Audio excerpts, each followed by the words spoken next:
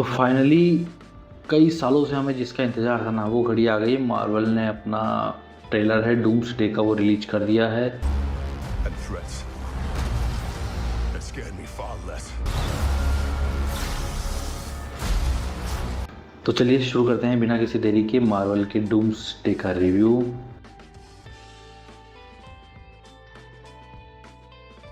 तो सबसे पहले बात करते हैं कि मार्वल ने पूरा फोकस दिया है उस एक इंसान पे जिसने मार्वल को खड़ा किया था, और अब वही इस मार्वल यूनिवर्स को शायद ख़त्म भी कर देगा। मैं बात कर रहा हूँ रॉबर्ट डाउनी जूनियर की, जो पहले आयरन मैन बनकर उसने मार्वल को काफ़ी हाइप दी और काफ़ी ऊंचाइयों पे ले गया। और फिर काफ़ी लोग मार्वल में उनके जाने के बाद सैड थे कि हाँ भाई, टोनी स्टार्क मर गया, आयरन मैन चला गया।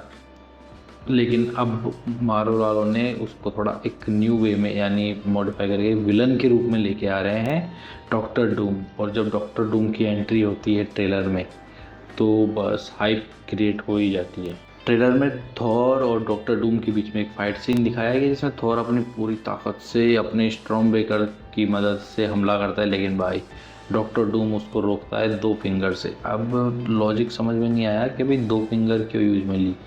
इसका सीधा सा एक है कि जिसको थानोस ने रोकने के लिए पूरा हाथ लगाया था, उसको डॉक्टर डूम अपनी 2 अंगुली से रोक सकता है। अब शायद 1 अंगुली से रोकने वाला कोई नया विलन वो डॉक्टर डूम के बाद में ले आए।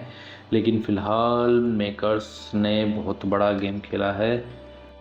बात तो सही है। क्योंकि अगर आप सोच रहे हो कि ये सिर्फ एक एवेंजर्स वाली मूवी है, तो बिल्कुल गलत है, क्योंकि इसमें मार्वल ने बहुत सारे सिनेमैटिक यूनिवर्स को लेके आए। एक्समैन यूनिवर्स है, फैंटास्टिक फोर यूनिवर्स है, इसके अलावा इसमें प्रोफेसर एक्स जो शायद वांडा वाले में मर गया था, उसको भी लेके आए हैं। इसके अलावा मैग्नेटो जो काफ़ी टाइम से अपन को मिसिंग दिख रहे थे, वो भी इसमें है। गैम्बिट की झलक भी देखने को मिलती है। गैम्बिट डेडपूल में लास्ट टाइम आया था, और इस मूवी के अंदर भी उसको एक रोल दिया है, और उसकी फाइट सीन दिखाई है सीधे शॉन्ग ची से। इसके अलावा मिस्टिक भी येना बेलोवा का रूप लेकर उसी के साथ लड़ रही होती है, और वकांडा की जो सेना है वो नोमार की जो आर्मी है उनसे भिड़ रही होती है। और फिर काफ़ी सारा अलग अलग कॉन्सेप्ट दिखाने की कोशिश की। इस हल्क को भी नहीं दिखाया, स्पाइडरमैन को नहीं दिखाया, डेडपूल या वुल्वरिन की कोई हिंट नहीं है। लेकिन हाँ, इसमें साइक्लोप को एक रोल दिया गया है। साइक्लोप वैसे एक्समैन के अंदर वो काफ़ी टाइम पहले मर गया था, फिर भी पता नहीं क्यों साइक्लोप को लेके आए हैं। साइक्लोप था जिसकी आंखों पे पट्टी होती है, वो चश्मा लगा के रखता है और आंखों से लेजर बीम छोड़ता है। शायद वो डॉक्टर डूम है, वो उनके यूनिवर्स को ख़त्म करेगा, फिर उसके बाद में आगे बढ़ता हुआ रहेगा। कुछ इस टाइप का एक कॉन्सेप्ट इन्होंने इसमें लिया है। अब बात करते हैं ट्रेलर के एक फाड़ू और इमोशनल मोमेंट की, जो लास्ट में आता है, जिसमें थोर एक बहुत ही इमोशनल स्पीच देता है कि उसने बहुत सारे योद्धाओं को मरते हुए देखा है, और अब उनको बचाने के लिए चाहिए एक मिरेकल, एक चमत्कार। और तभी एंट्री होती है अपने क्रिस इवान की, और उनको देखकर थोर वेरीफाई करता है अपना हथौड़ा देकर। भाई 2 स्टेप वेरिफिकेशन आजकल फ़ोन के अलावा वैसे भी ज़रूरी कि बंदा रियल है क्या। फिर थोड़ा का थोड़ा उड़ता हुआ जाता है क्रिस एवर्स के हाथ में, और साउंड आता है एवेंजर्स वाला। तो बस वहाँ का जो गूज़बम्प था ना, वो मेन इसकी जान थी, क्योंकि एवेंजर्स काफ़ी टाइम से ऑल टाइम फेवरेट रही है।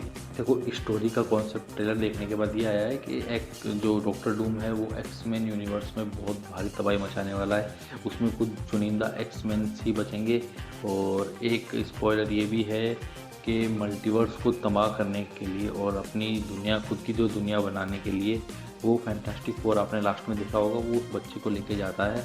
तो वो जो बच्चा होता है ना, वो उसका इस्तेमाल करता है अपने एक पावर सोर्स के रूप में। और अगर ये कहानी वैसे तो 99% सच है, अगर ये पूरी सच होती है तो ये शायद उनकी सबसे ब्रूटल और डार्क मूवी हो सकती है, क्योंकि बच्चा किडनैप करना और उसका उस तरह से यूज करना मार्वल ने अभी तक कहीं भी दिखाया नहीं है। पर रूसो ब्रदर्स है, वो काफ़ी सारा एक्सपेरिमेंट कर रहे हैं। ट्रेलर अगर मैं कहूँ तो 5 में से मैं इसको 2.5 स्टार दूँगा, क्योंकि ट्रेलर में सिर्फ देखा जाए तो सिर्फ उन्होंने की है डॉक्टर डूम की महिमा मंडल।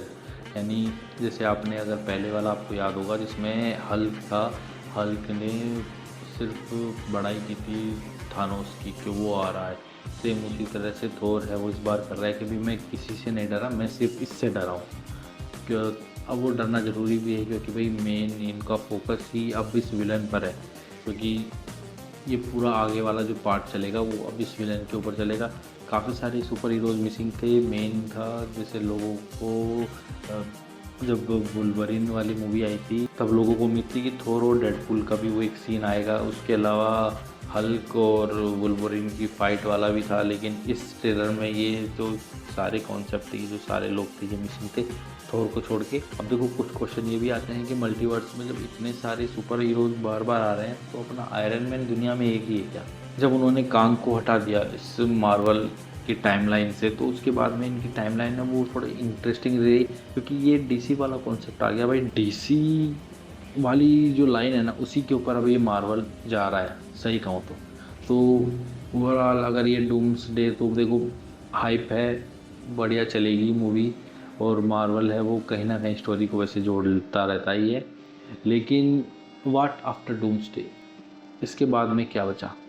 क्योंकि स्पाइडरमैन की कहानी में अपन को बहुत सारे हिंट मिलेगी आगे की डूम्सडे के पार्ट की, तो वो इस वजह से उन्होंने इसको रिलीज किया है कि लोग जानना चाहेंगे कि वो वहाँ तक क्या पहुँचा, क्या रहा। तो वो सारा अपन को स्पाइडरमैन के पोस्ट क्रेडिट सीन में ज़रूर देखने को मिलेगा, क्योंकि मार्वल हमेशा से यही करता है, पोस्ट क्रेडिट सीन में नेक्स्ट मूवी का पार्ट जोड़ देता है। अब उन्होंने नेक्स्ट मूवी का ट्रेलर पहले रिलीज कर दिया है।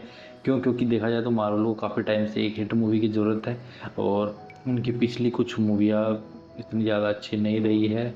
सैनिटरी को भी इस मूवी में लिया है, और सैनिटरी को देखा जाए तो लोग काफ़ी उम्मीद कर रहे थे कि शायद सुपरमैन जैसे एक पावरफुल किरदार के रूप में देखेंगे, लेकिन वो तो भाई कुछ अलग ही किरदार था।